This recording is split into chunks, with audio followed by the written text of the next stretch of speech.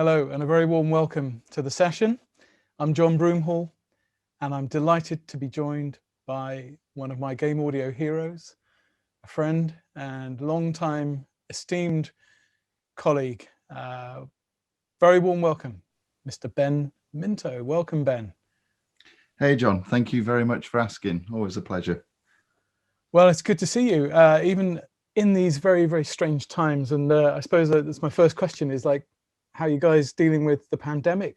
How's that affected you, your family, and of course, your team? Oh, I think it's the same for everybody. It's a bit of a mixed bag, really. I'm actually at home for the rest of the year on my third lot of paternity leave, looking after the youngest. My wife, Marie, who's also a sound designer at DICE, we've managed to set her up, a fairly okay 5-1 setup in a spare room. But unfortunately, a lot of the people who work at DICE audio team live in the center of Stockholm. So obviously space is at a premium and not everybody can set up, a nicely calibrated room with a 5-1 setup and, play sounds at a reference level all day. But apart from that, I mean, the thing that we're all struggling with, I think, is just the lack of being able to meet up face to face. Sure. We're a very close team. We work together a lot. We have a strong sense of collaboration, problem solving together, listening together, that kind of thing. And also socially as well, just being able to chew the fat, go for a drink after work, see how each other are. It's almost getting a bit too much, all these Zoom calls and everything. So very tricky. Yeah. Any time soon that's going to change, do you think? Well, the guidance for EA is very cautious, and I think rightly so. They say, don't expect to go back to work until maybe March 2021, although they revisit that on a 3-month basis. I think for the audio team, there might be the possibility that we can return some people into studios, because working in a studio is quite, isolated from everybody else as it is. Yeah. And we do need the ability to sort of mix and listen and use the right equipment. I do know some of the other game studios in Stockholm, they have some of their audio teams back already. Again, it's only a few days a week, a very specific number, I think like 10% total of the number of staff. So you're cautious slowly, but this is the new normal for now, unfortunately. Well, good luck with everything. And Ben, today I'm speaking to you from within the inside of a Bentley upright piano. Where are you speaking to me from? A spare room disguised as my modular synth, I think. That's your modular synth? Yeah, it is. Yeah, most of it. Yeah. That's a bad habit, man. Bad, good, depends who you ask. That's good. Okay, a serious habit. Okay, yeah. Well, it's definitely serious. Yeah. I worship at your modular synth. Wow. Oh. Okay, let's get to business. So thank you for joining me. And, I think I said in the blurb for this session that the DICE audio mantelpiece is straining under the weight of all the awards that you guys have won. And it's been an amazing run. And you personally and your team have created world-beating, pioneering, really excellent, wonderful audio for so long and won all these awards. So it's very nice of you to maybe share a few insights today about what makes the team tick and what leads to that success. Some of the things that are significant in the way that the team works and the way that you manage the team and operate. So thank you for that. And let's start with the first one, which I love this, embrace the dirt. Would you like to tell us what you mean by embracing the dirt? Yeah, I think it's something I've sort of come to realize after the fact, but it was very much to do with sort of during the period of time when I was moving from Criterion to DICE, because both were EA Studios, so it was quite a transition. And one of the last titles I worked on at Criterion was Burnout Revenge, and there, still on the PlayStation 2 era, for example, the AI cars had just very small, short loops, like beep, and that was just pitched up and down the range of the RPM, and it sounded gamey, it sounded synthetic. But as we were doing our research later on, we listened to Rally Sport Challenge 2, which was coincidentally a DICE game, and their AI cars had these great sort of like, just, there was so much character and life in the actual sound of the car that then when we sort of did a bit more research, we realized, oh, okay, they haven't just gone on a rolling road and got a perfect 3000 RPM loop. They've taken sort of a recording of a rally car with all this detail and stuff that's happening, even that when you apply it to the car, it's fake, but they don't mind that. They've sort of thought that this life and energy is more important to have there than accurately modeling, you know, the exact speed and the exact gear these AI cars are working at. And this was actually something very similar to, we were starting to use these granular tools that we inherited from Need for Speed. And there they'd taken normal Doppler horn recordings, so, but actually flattened those. So you sort of got this fixed tone, but all the timbre and dynamics was changing over the, so it sort of sounded like, as opposed to our horn loops, which were just like beep. And again, you know, our cars, we tried to add them, and you just got this beep, which sounded again very gamey. But theirs, you could take these samples with all these first order reflections and shifts and apply the same process, and they sounded more alive, even though they were faked, as it were.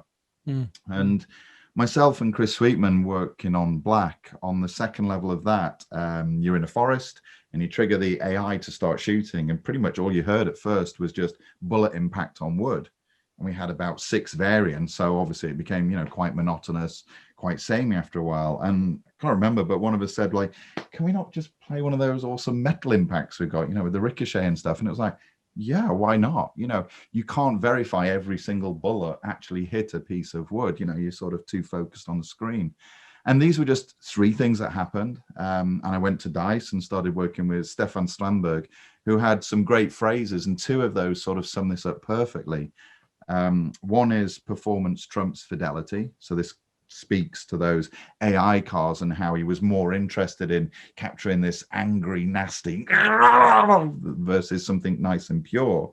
And another one is expanding beyond the visually verifiable. You know, we only see this bit in front of us. We can't verify that every one of those bullets in Black actually sort of hit something. So the fidelity performance one, that's about embracing the dirt. Take a recording and look at it for its life and its energy and try and capture that and keep it. You know, don't sterilize it and then try and add that life and energy back once at runtime. And I think from this, I was trying to find a clever word or something for it, but mythopoeic seems to be quite a good word. This is the idea that the sound, a mythopoeic sound, is one that doesn't exist, but it adds to the narrative or to the myth of what's happening. And as well as sort of embracing the dirt, you can actually increase the dirt. That's what we were doing with the bullet impacts in Black. We were adding false narrative, but it felt true. I guess a good modern example of that, this was whilst I was away on paternity leave, but I recognized it once it was done. On Battlefield 5, the player can kick in a door. And instead of just playing, you know, splintering wood and hinges being ripped off, the team also thought, like, hang on, maybe that force of impact knocked a bottle or a glass off a shelf, so that you're actually adding this fake narrative, mythopoeic sounds to it. And it almost became a competition inside the team. You know, what could you add to this? You know, could you start a baby crying, a dog barking, somebody shouting? And then after we shipped the game and we started to do the live service, they started to tune these to the levels. So on a French level, you can knock an accordion off 1 in 1,000 times. And they actually kept going to a point of absurdity. You can, I think you can scare a duck in one, and Gustav added a dolphin at one point, you know, so they went completely abstract. But a dolphin? I think it just became, I'm not sure you can go further than that. I think that's it. Yeah, it's interesting because, I mean, I guess my sort of rough take on the history of game audio is that, you know, that there was that sort of figurative representative phase where you couldn't really have real sounds. And then there was this, like, obviously digital audio happened, and we could have eventually any amount of sounds and DSP and everything. And it seemed like somewhere in all of that was this quest for a sort of scientific reality, you know, and completely accurate to the real world. But that doesn't necessarily provide drama and emotion and story, right? That's, I mean, that's why presumably you have to embrace the dirt. Oh, it was too perfect. And I think you've got to embrace the happy accidents, the other things, and actually encourage those to exist and even add them back as well. When things are too pure and clean, they're just a bit boring, actually. So Okay, I want to change topic, and I love this title that you came up with, which is feedback and shit lists. So let's talk about that and working with the team and Yeah. I guess it's a way of describing of something we do as a team at DICE that is very representative, and it's almost like tells you how healthy the team is as well. Right. So with feedback, we have a very fast way of just being able to give a list of feedback, and people take that as like tasks or things to work through, at least think about. There's no ego, there's no fluff, there's no pretense, anything like that. I think Google call it like psychological safety. So, we're not doing feedback. We'll go, hi, I played the level and I listened to your ambiences and the wind through the tree. That was awesome. I love the birds, the preamble, but there was too much bass in the wind sample or something like that. What we can do is just say too much bass in wind sample. And we just create these lists, and then we concatenate those into a sort of a working list that can be fixed for the next day. So we can play test it again as well. And everybody sort of embraces that culture and understand that, it's not somebody trying to put somebody else down, somebody else trying to say I'm better than you, or I've got a better idea. And it's just makes everything flow faster, but also, makes the team feel safe and confident that they're working towards the same goal. I think one thing mentioned sort of there as well is an understanding I got of how that's changed over my time at DICE. When I joined DICE, the teams were a bit smaller. Obviously team sizes grow over the years, and I was there's this HR term called an individual contributor. I could pretty much either do a game on my own or just work on one big area, and then very seldomly just go out and ask for feedback or get people's input on that. But as a team size has grown, you're going to get a lot of feedback and a lot of ideas each and every day. And it's really important to explain to people why something should be the way it is. Early on in my career, I think the first thing to do is, how do I do a gun? How do I do a car? How do I do an explosion? And I think first we learn the how, and then later we get to understand why we do things in a certain way, and then able to actually express that to other people. Yeah. So an example of that is we do these sound design tests when people apply for a job. Okay. And one of the questions is, make DICE sound better. And one candidate had taken some footage of somebody in Battlefield 3 coming out of a cellar into this absolutely cacophonous scene. There's a helicopter overhead shooting, shells raining down, people screaming here, people shooting here, rockets, explosions. I already thought it was 11. I didn't think it could go any further. And he just added a simple car alarm, and it just brought the scene to life. I'm not sure what it was at the time. I was like, wow, right, that's it. That's the answer. I'll just add alarms to every level I ever work on ever again. That's the answer. And that became the how, and alarms became sirens, car alarms, dogs barking, birds going quiet, that sort of thing. And maybe after a few years, it's like, yeah, because it's the level reacting to the state you're finding yourself in. It's extending the story beyond, just me and my gun and what I'm doing. So definitely, it was really helpful that. Yeah. I mean, that's all about drama too, right? Yeah, definitely as well. Just that adding of story, we talked about it before, like on Star Wars and things, Death Star adding the elephant siren sort of horn that's there, Endor adding the 10 Commandments trumpet, and then when you get to Tatooine, you're like, okay, what do we use for an alarm here? Use the Jawas or something like that. Yeah. So. I mean, it seems to me that, those things may be simple enough and sort of individual items added may not make that much difference in themselves, but the cumulative effect of all of that is to create a much richer oral experience.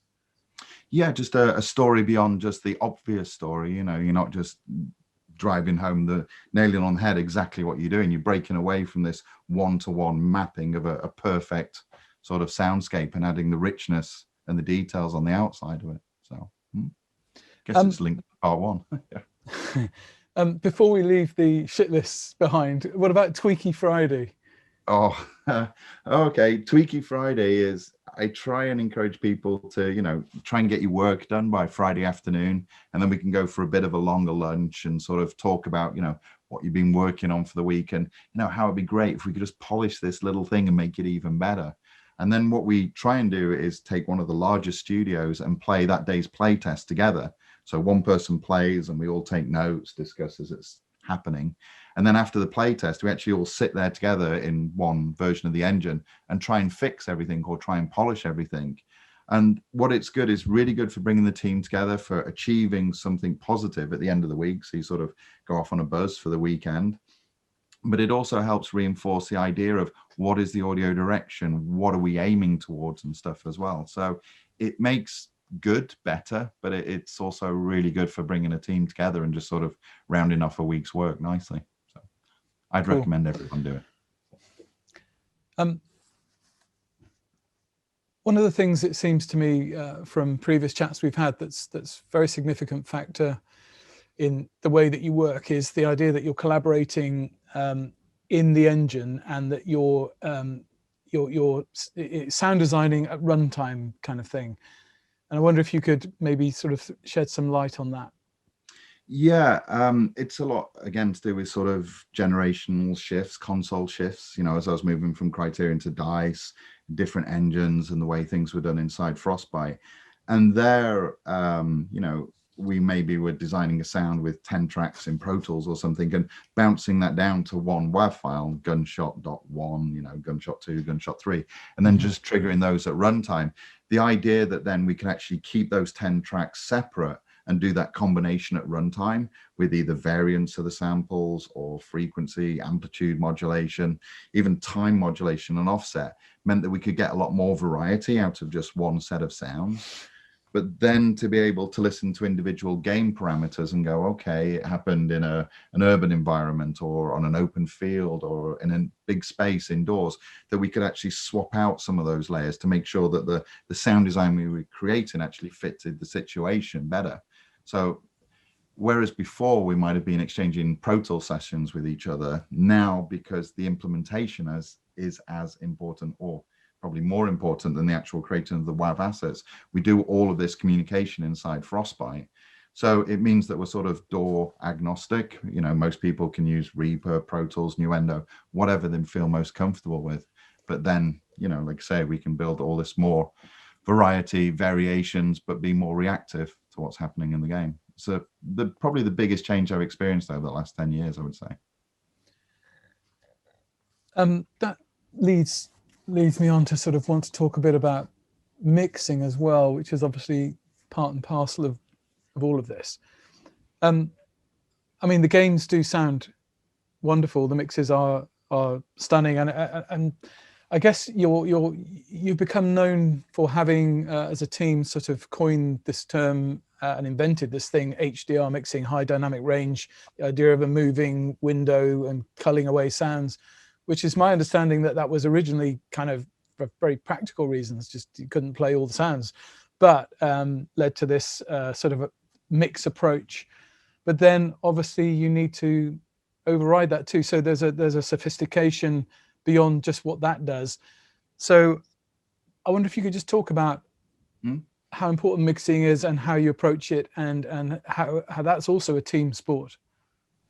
I mean, you've got the tech there, and that's definitely, like you mentioned, with the HDR and stuff as well, but you also need this idea of mix hygiene as well. So mixing isn't something you do in the last month or even the last 6 months. We believe that you should actually be mixing as soon as you've got 2 sounds in the game, to be honest. The way we usually start is with almost like this idea of a holy trinity, and usually ambience, footsteps, player, weapon. And if you can get the balance around this triangle right, how they interact with each other, what the volume difference is between them, how much bass there is in each component, you can pretty much hang the entire rest of the mix off of this. And what I mean by that is you can set up the parameters that drive the HDR system and work out the loudnesses you can attach to each sound. But what was interesting is HDR was something that was developed at DICE before I arrived. This is David Mollestad and Anders Clearval already had the system up and running. And I came from Criterion, where we developed a dynamic snapshot system.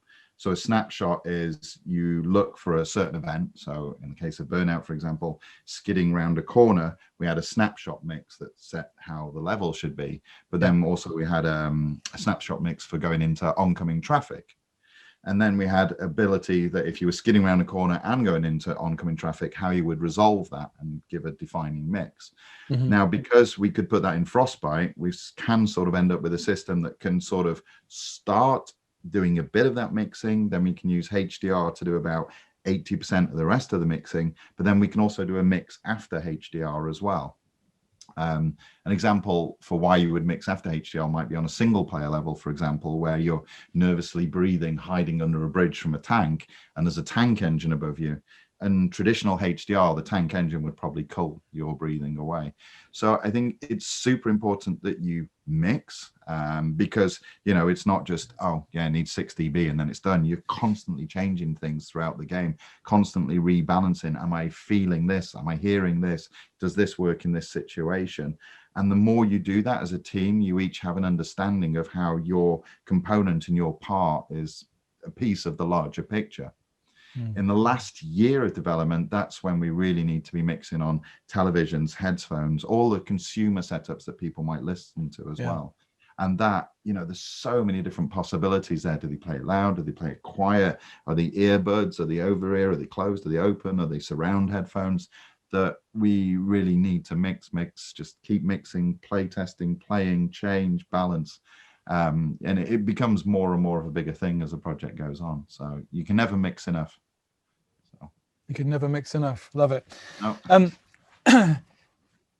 Okay, so what about challenges that you feel you still have to kind of overcome? And also, along with that, Ben, how do you see the future? What you know, how do you see things developing from here? I think something, and this has been ever since I've worked on FPS sort of titles, sandbox titles, that kind of thing, is there's always a struggle to get the sounds to sit in the world and for that sound to propagate properly and reach you as a listener. Obviously, I mean, the quality is increasing as we get, you know, better obstruction occlusion, use impulse response reverbs, and also as we get better at faking it, you know, swapping samples out and trying to do raycast to first order reflections. I mean, maybe the next step is we hijack all that fancy new ray traced lighting system and use that to sort of calculate how the sounds are propagating through the world. It will get better, gets better every time, but I don't think we're there yet.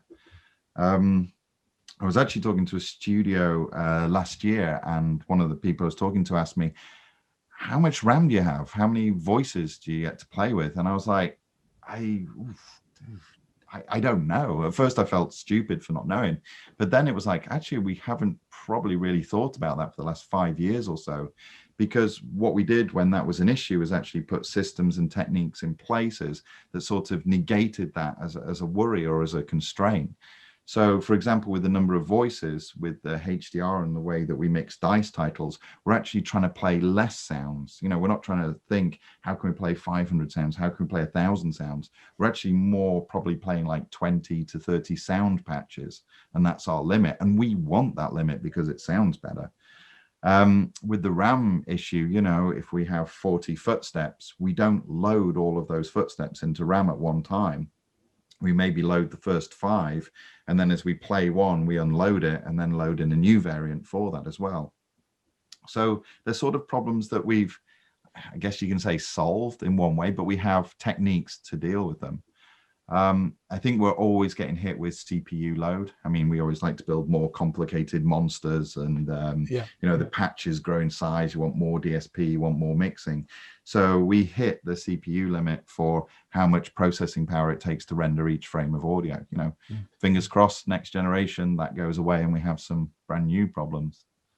As for future stuff, I think there's lots of interesting stuff coming the way of, you know, like AI, GAN, procedural tools, both as in working, you know, in asset creation before you get into the engine, and then also what we can do at runtime. You know, if I ever get to work on another Star Wars title, you know, do I just put in, you know, John Williams and Gordy Habb's work, and then in the morning I've got a brand new original Star Wars album I can use, or you know, if I've got my 10 lion samples, I just pull them out the library and say, I really like this one and this one. Can you make me another 100 a bit like this? You know, and the system learns what Ben Minto likes and, you know, gets better at that system.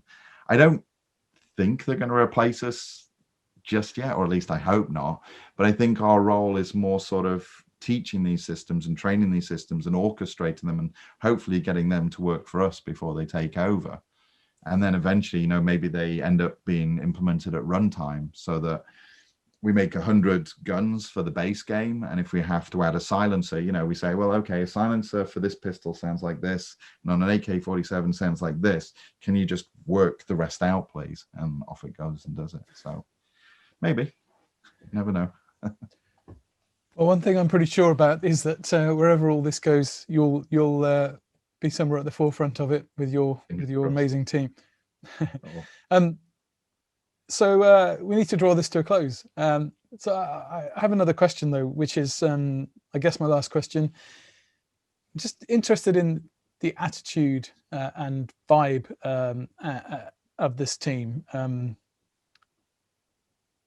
If you take away like sound design chops and technical knowledge that is a given, what is it about the people and you and the whole vibe there that has led to and continues to produce this kind of ongoing success and great game audio?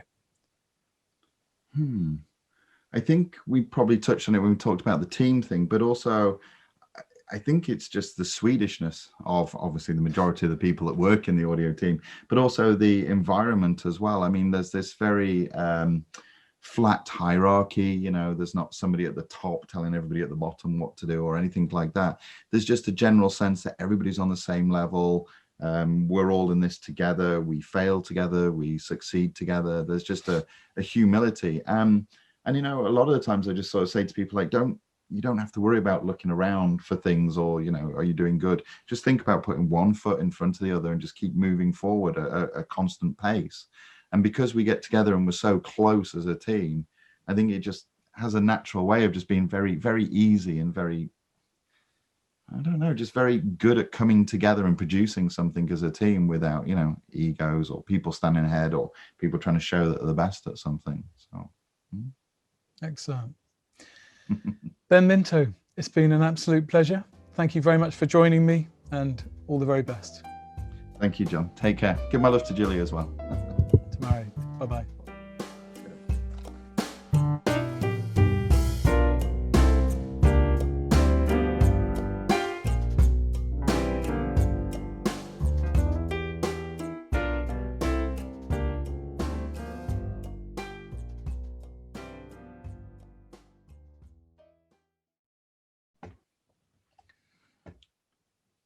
Hi everyone, and welcome to this Develop Conference session in which I get to talk to my friend Ben Minto. Welcome, Ben.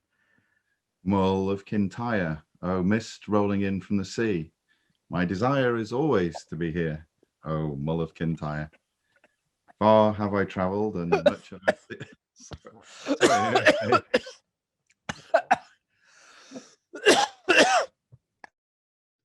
Sorry. I was drinking coffee at the time. I nearly spat it everywhere, but I managed to force it down. Oh, yeah. I hope this is recorded. Just edit this as an outtake. That is it. Yeah.